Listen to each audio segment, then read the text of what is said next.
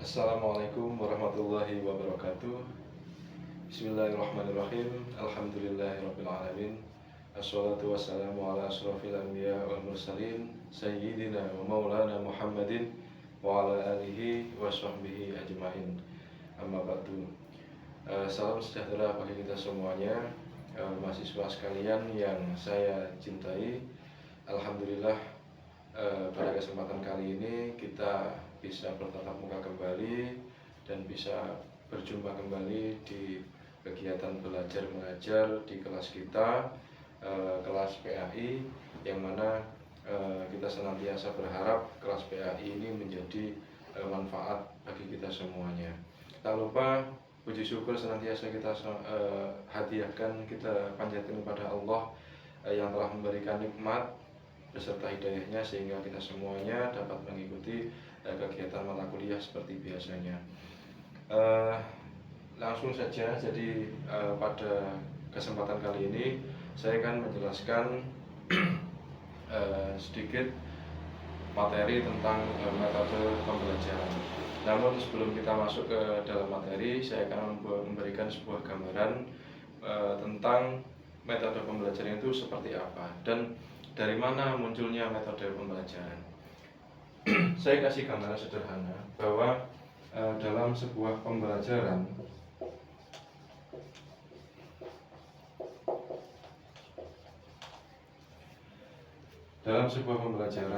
kita mengenal dua unsur yang sangat penting di dalamnya, yakni ada guru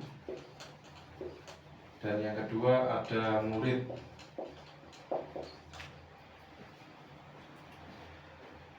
Interaksi antara guru dengan murid inilah yang dinamakan sebuah pembelajaran. Nah, di dalam pembelajaran, apa yang disampaikan oleh guru ini sudah semestinya bisa diterima oleh murid, sehingga tidak ada yang namanya salah paham apa yang disampaikan guru kemudian diterima murid secara utuh. Nah, dalam pembelajaran, guru menyampaikan materi yang kemudian dapat diterima dengan murid. Yang menjadi pertanyaannya adalah, apa cara yang digunakan seorang guru ketika menyampaikan materi agar materi ini secara utuh untuk sampai kepada murid? Karena pada kasus contoh studi kasus di lapangan yang sering kita temui adalah ketika guru menyampaikan tentang materi A, bukan tidak mungkin murid yang menerima akan berbeda. Apa yang disampaikan guru tentang materi A tidak serta-merta murid itu menerima sama dengan apa yang dimaksudkan oleh guru. Maka disinilah guru membutuhkan yang namanya metode pembelajaran.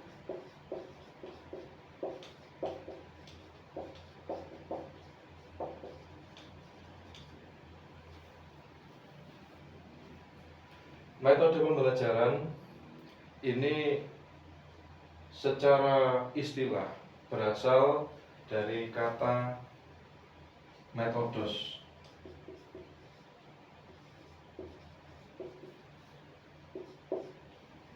yang dalam bahasa Yunani metodos itu berasal dari dua kata. Yang pertama adalah meta dan yang kedua adalah hodos.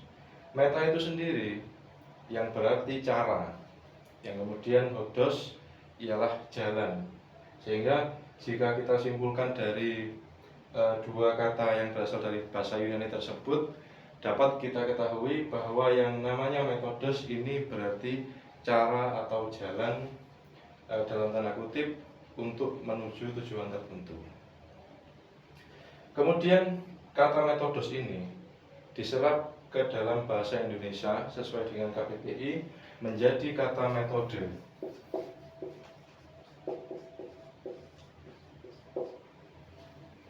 Nah, istilah metode ini yang kita pakai dalam bahasa keseharian kita, kemudian masuk menjadi metode pembelajaran. banyak sekali para ahli yang menyampaikan teorinya terkait istilah metode pembelajaran. Salah satu yang bisa kita ketahui ada Ismail Sukardi, yang mana menyampaikan bahwasanya metode pembelajaran ialah cara yang digunakan oleh guru untuk menyampaikan bahan ajar kepada siswanya. Jadi itu yang disampaikan salah satu pendapat ahli. Nah, dari situ dapat kita dapat tarik kesimpulan bahwasanya metode ini digunakan untuk menyampaikan suatu bahan ajar, yang mana bahan ajar ini disampaikan dengan beberapa metode yang berbeda untuk sampai kepada murid, sehingga ketika sampai kepada murid diharapkan murid mendapatkan tambahan wawasan keilmuan yang sesuai dengan apa yang disampaikan oleh guru. Jadi secara jelas tujuan metode pembelajaran ini adalah untuk tersampainya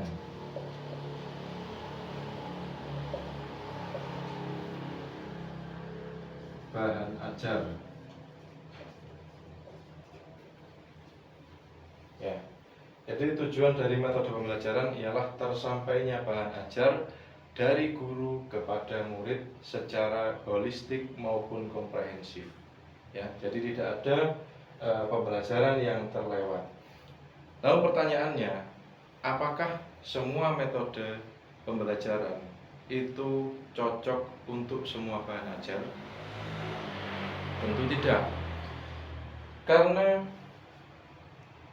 metode pembelajaran yang digunakan harus disesuaikan dengan bahan ajar yang akan disampaikan oleh guru kepada murid, dan juga disesuaikan dengan karakter siswa. Mengapa bisa seperti itu? Karena bukan tidak mungkin bahan ajar yang disampaikan oleh guru tidak selalu menggunakan metode pembelajaran yang sama. Seperti pada contohnya, ketika kita menyampaikan materi tentang praktek ibadah sholat, kita tidak mungkin menggunakan metode ceramah. Yang jelas, kita akan menggunakan metode praktek atau demonstrasi, sehingga murid benar-benar bisa paham dan tahu secara langsung bagaimana visual gerakan sholat itu.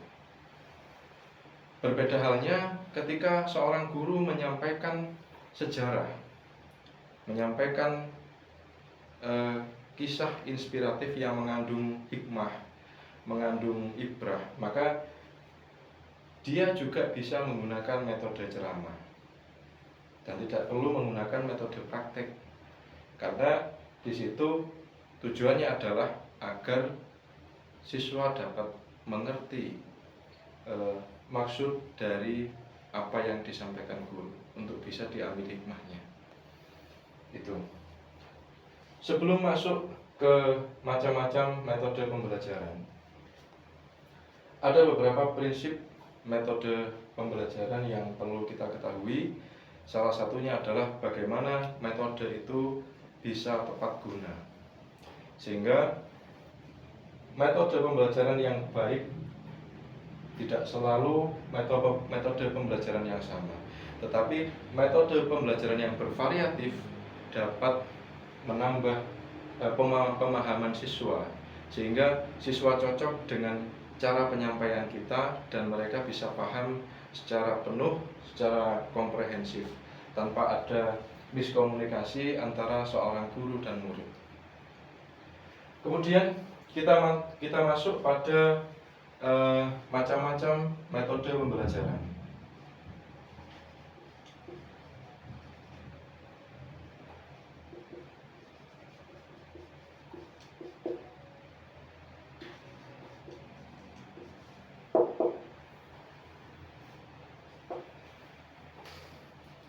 Di dalam dunia pendidikan banyak sekali kita temui metode-metode pembelajaran yang biasa digunakan oleh guru. kita seringkali mempraktekkan, bahkan sudah terbiasa mempraktekkan beberapa metode yang semestinya sudah dilakukan, namun secara teori mungkin kita tidak tahu istilahnya itu metode seperti apa. Metode yang paling umum digunakan adalah metode ceramah. Nah, di dalam metode ceramah ini secara prakteknya guru menyampaikan tentang suatu materi yang mana seorang guru tersebut memberikan penjelasan, kemudian ditanggapi atau direspon oleh siswa dengan siswa mendengarkan secara seksama. Ini adalah metode ceramah. Dan metode ceramah ini pada setiap pembelajaran, entah itu pembelajaran yang berkaitan tentang praktek ibadah maupun penjelasan tentang sejarah, metode ceramah ini pasti dipakai dalam setiap penjelasan guru terkait suatu bahan ajar. Tetapi seorang guru tidak boleh hanya menggunakan metode ceramah, karena ketika seorang guru menggunakan metode ceramah, maka yang terjadi adalah siswa akan bosan dan tidak bisa menciptakan penalaran kritis atau tanggapan yang responsif, bahkan bisa mematikan keaktifan kelas ketika seorang guru hanya menggunakan metode ceramah. Sehingga kemudian ketika seorang guru selain menggunakan metode ceramah, seorang guru juga harus bisa menggunakan yang namanya metode diskusi.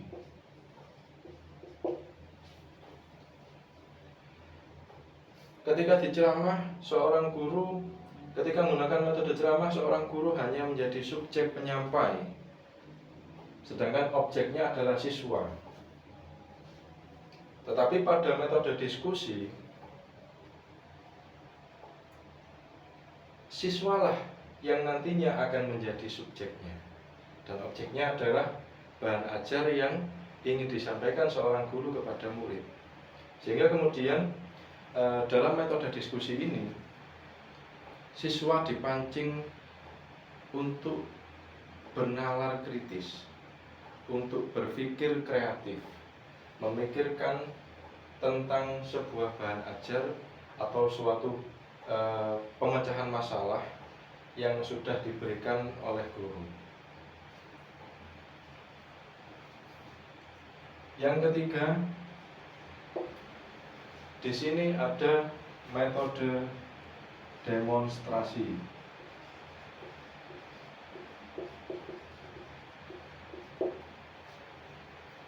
Dalam metode demonstrasi,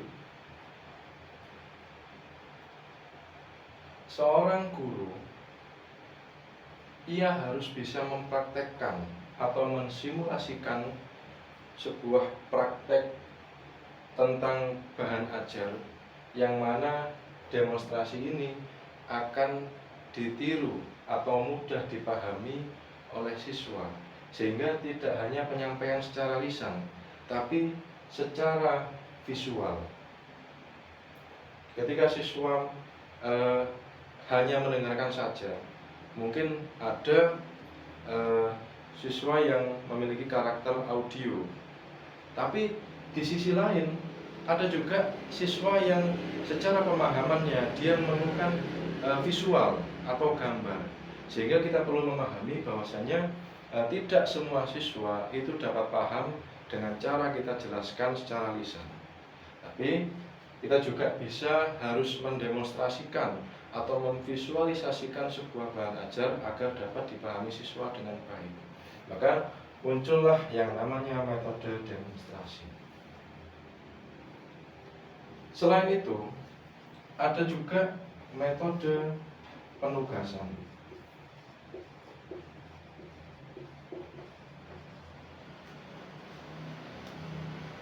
Nah, dari metode penugasan ini sebenarnya rangkaian dari beberapa metode yang sudah saya jelaskan tadi. Ketika seorang guru sudah menggunakan metode ceramah, kemudian dia menggunakan metode diskusi untuk merangsang kreativitas berpikir siswa. Kemudian seorang guru juga sudah menggunakan metode demonstrasi untuk menggambarkan secara jelas tentang apa yang ingin disampaikan oleh guru. Kemudian seorang guru tersebut juga menggunakan metode penugasan, yang mana penugasan ini adalah melatih kemandirian seorang siswa dalam menjalankan tanggung jawab atau tugas yang diberikan oleh seorang guru. Metode penugasan ini secara tidak langsung penting bagi siswa. Karena apa?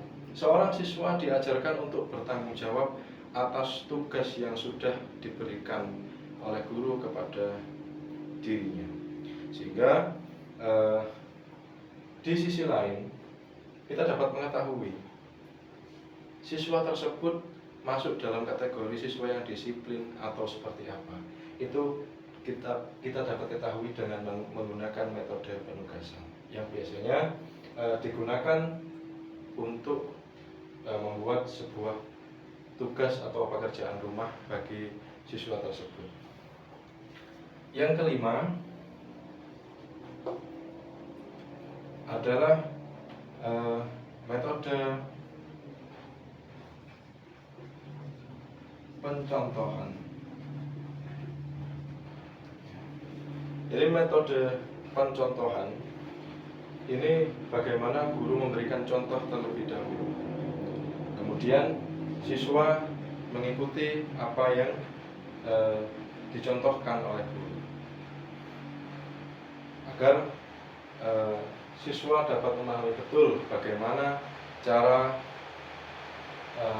mempraktekkan atau pelaksanaan bahan ajar tersebut. Itulah beberapa metode yang bisa saya jabarkan. Jadi dari kelima metode ini semuanya memiliki kelebihan dan kekurangan masing-masing. Yang mana seorang guru diwajibkan untuk kreatif, diwajibkan untuk memilih beberapa metode yang sudah saya sebutkan tadi, tanpa harus mengesampingkan salah satu darinya. Karena seorang guru yang baik, dia tidak hanya menggunakan satu metode saja, yakni metode ceramah. Karena apa? Karena di dalam kelas, seorang siswa setidaknya harus ikut berperan dalam pembelajaran, bukan hanya sebagai objek pembelajaran. Setidaknya mereka harus menjadi subjek dan juga mengalami langsung bagaimana praktek dalam pembelajaran. Salah satu contoh kasus, misalkan ada seorang guru yang ingin menyampaikan materi tentang fikih. Kebetulan yang dipelajari adalah tentang makanan dan minuman yang halal. Di dalam menyampaikan materi makanan dan minuman yang halal, boleh seorang guru menggunakan ceramah. Tetapi tidak hanya ceramah saja yang digunakan. Akan tetapi bagaimana seorang guru bisa menggunakan metode diskusi. Seorang guru mengajak siswanya untuk mendiskusikan apa saja yang menjadi apa saja yang termasuk dalam kategori makanan yang halal maupun makanan yang haram. Lalu seorang guru juga harus bisa memancing rasionalitas dari pemikiran siswa tersebut. Mengapa makanan ini bisa disebut makanan yang halal? Mengapa makanan ini bisa disebut makanan yang haram? Maka untuk daripada itu, seorang guru harus bisa menjadi moderator yang baik dalam diskusi siswa. Tidak boleh seakan-akan memotong pendapat siswa tersebut, meskipun pendapat dari seorang siswa itu kurang benar. Jadi biarkan saja mereka berpendapat. Nanti ketika setelah selesai berdiskusi, maka kita bisa meluruskan atau memberikan kesimpulan yang sesuai dengan keilmuan secara Islam. Kemudian lain halnya ketika kita mengajarkan siswa kita untuk praktek sholat. Kita tidak mungkin hanya menggunakan metode ceramah.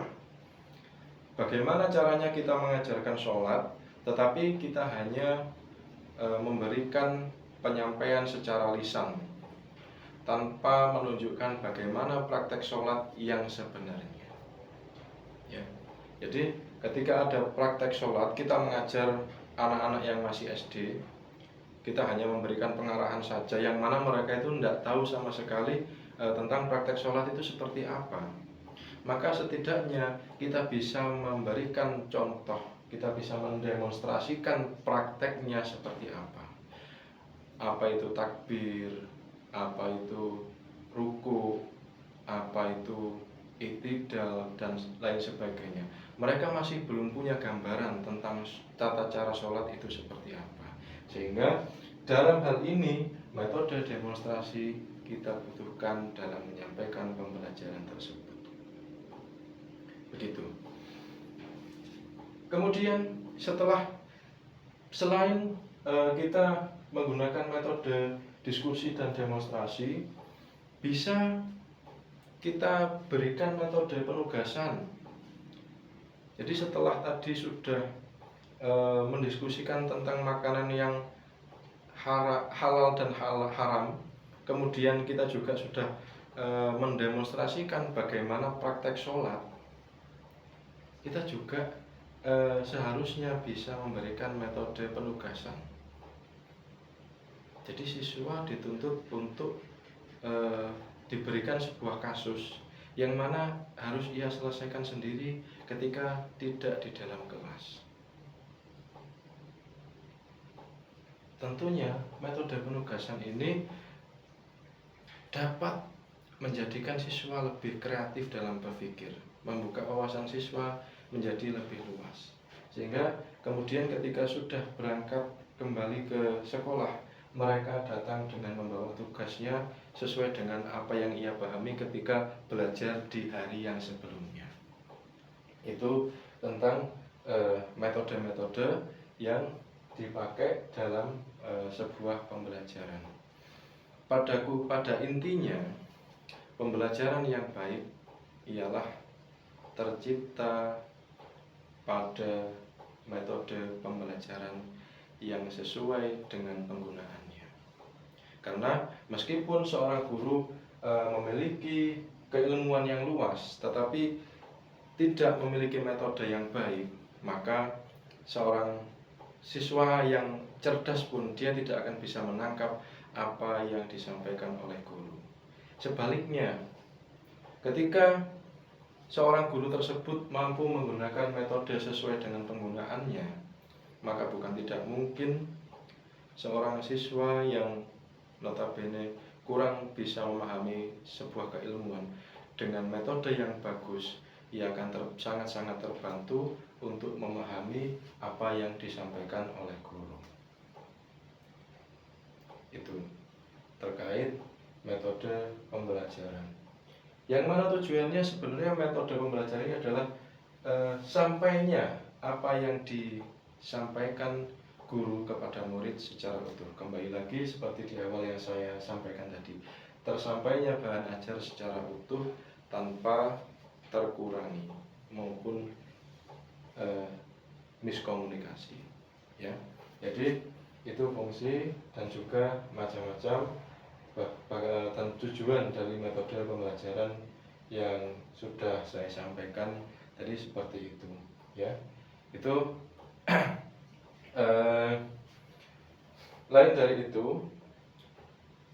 di dalam metode pembelajaran itu juga ada beberapa prinsip yang harus dipegang oleh seorang guru, sehingga bagaimana metode pembelajaran itu dapat sesuai dengan penggunaannya. Ya, intinya pembelajaran yang baik adalah pembelajaran yang menggunakan metode yang sesuai dengan bahan ajar. Kita harus bisa menyesuaikan bahan ajar yang ingin kita sampaikan, memerlukan metode seperti apa. Kemudian selain terkait hubungannya dengan bahan ajar, kita juga harus memperhatikan, kita harus bisa menganalisis, mengidentifikasi tipe-tipe atau karakter dari siswa kita, siswa yang kita ajar. Kita harus bisa memahami karakter mereka. Ketika seorang siswa tersebut tidak bisa memahami dengan hanya metode ceramah, maka kita sebagai seorang guru harus berusaha bagaimana kita bisa memahamkan siswa tersebut, entah itu menggunakan metode demonstrasi atau metode yang lainnya yang bisa menambah atau mempermudah siswa tersebut dalam melaksanakan pembelajaran. Ya. Jadi itu tentang metode pembelajaran yang akan kita pelajari selama 1 semester ke depan. Jadi ini hanya awal untuk keterangan yang bisa saya sampaikan, untuk nanti bisa panjenengan semua jabarkan terkait sub-bab dari metode pembelajaran ini. Oke, itu saja mungkin yang dapat saya sampaikan. Bila mana ada pertanyaan, silahkan nanti silahkan bertanya, saya akan beri kesempatan. Baik, cukup dari saya. Semoga apa yang saya sampaikan dapat menjadi manfaat bagi kita semuanya. Wallahul muwaffiq ila aqwamit thoriq. Assalamualaikum warahmatullahi wabarakatuh.